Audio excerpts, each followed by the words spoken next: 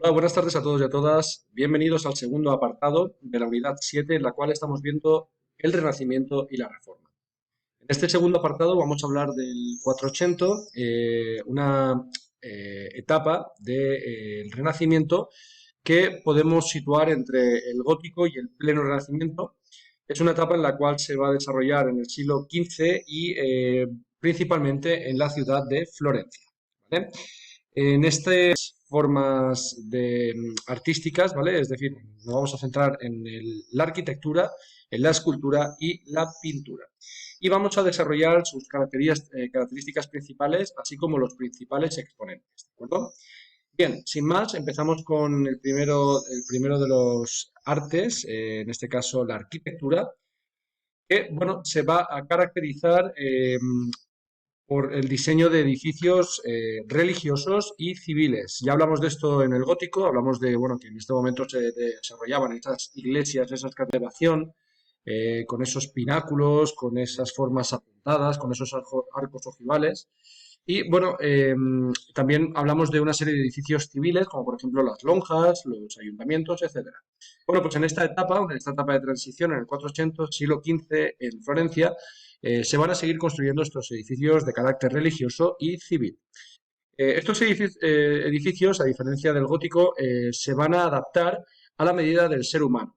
Recordad que en el gótico estuvimos diciendo que, bueno, la búsqueda de Dios generó esa elevación de los edificios hacia unas grandes alturas. Y bueno, en este caso lo que se pretende es que, como los que van a utilizar los edificios van a ser los seres humanos, los humanistas, ¿vale? Los renacentistas van a considerar que los edificios tienen que estar construidos para el ser humano.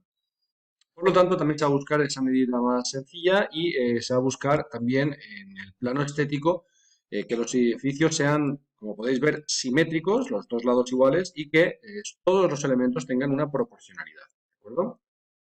También, como podéis ver, en estos edificios renacentistas van a destacar el uso de elementos arquitectónicos que provienen de la... Tomaba como referencia la antigüedad de Grecia y Roma y, por lo tanto, en esta corriente artística no va a ser menos y va a utilizar elementos arquitectónicos como, por ejemplo, el arco de medio punto, que lo tenéis por aquí, los frontones de origen griego que se utilizaban en los templos griegos, como podéis ver aquí, un frontón triangular, el uso de... Bien, una vez visto las principales características, vamos a desarrollar los principales exponentes de este arte del 400 en el plano de la arquitectura. Uno de sus principales exponentes va a ser Filippo Brunelleschi con la construcción de la cúpula de Santa María del Fiore, y también, por ejemplo, la iglesia del Santo Espíritu, por ejemplo, como podéis ver aquí, pues tenemos esa utilización de elementos clásicos, como es el arco de medio punto, el uso de columnas dóricas, de aristas, etcétera, ¿de acuerdo? Otra iglesia va a ser construida por Filippo Brunelleschi, va a ser la iglesia de San Lorenzo, también ubicada en Florencia. Y bueno, esta iglesia pues tiene esa particularidad y es que, bueno, pues la construcción llevada a cabo por Filippo Brunelleschi, pero creo, si no recuerdo mal, que la parte del revestimiento fue encomendado a Miguel Ángel. Sin embargo, este no pudo acabarlo y bueno, pues actualmente presenta esta forma, ¿vale? Como podéis ver, la fachada principal todavía no está decorada. Otro de los exponentes va a ser el León Battista Alberti, lo vais a ver aquí, desde del 400 en Florencia, en Italia, y bueno, pues por ejemplo nos ha dejado este edificio que tenéis aquí, os había puesto con el tema de las características principales. Podéis ver esos elementos clásicos, hechos al punto. Otro de los ejemplos de esta arquitectura de León Battista fue una iglesia que recuerda un poco a esos arcos del triunfo, como podéis ver, con un frontón triangular, ¿vale? Recordándonos también esos techos de los templos griegos. La escultura, bueno, pues se va a centrar en la representación del cuerpo humano.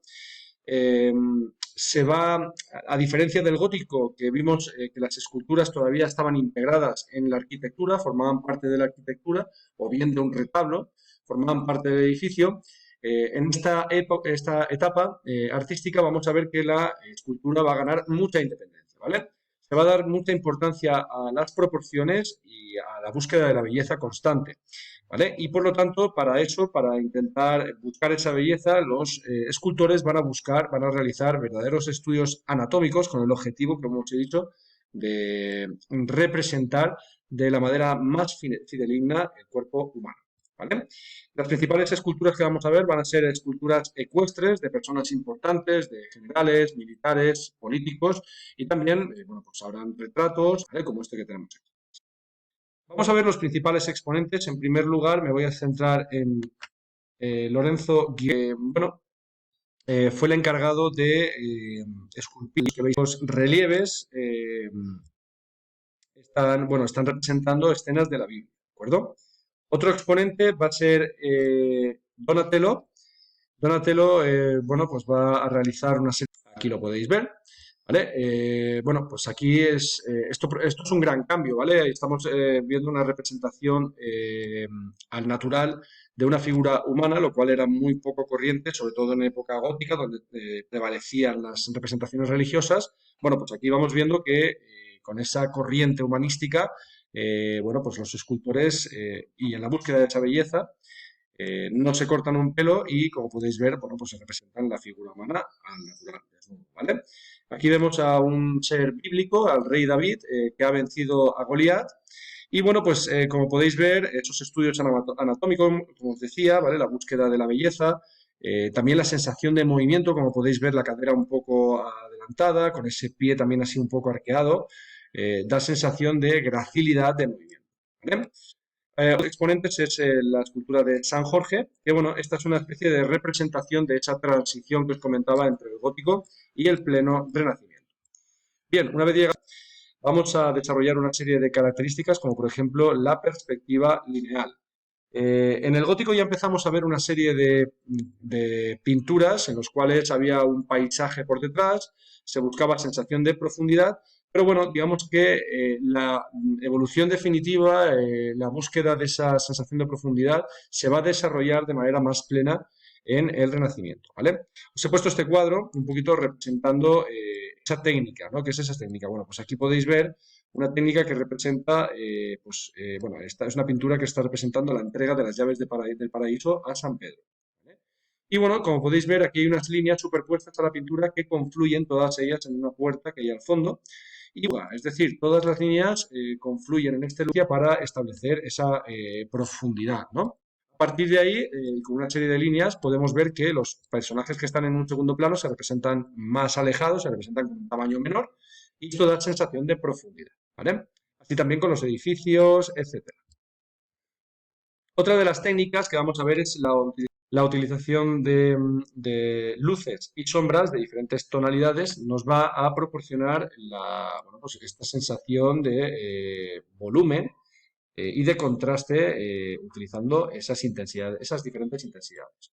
Otra técnica que vamos a ver es el uso del escorzo, que es esto que tenéis aquí, ¿vale? La representación al espectador. Aquí vemos a Cristo muerto y, bueno, pues aquí podemos ver, es una pintura de Mantegna que representa eso, a Jesús yacente y, bueno, como podéis ver, pues se le representa acostado. Por lo tanto, esa técnica sí que representa acostado de forma perpendicular al punto desde el punto de vista del espectador, se llama escorzo.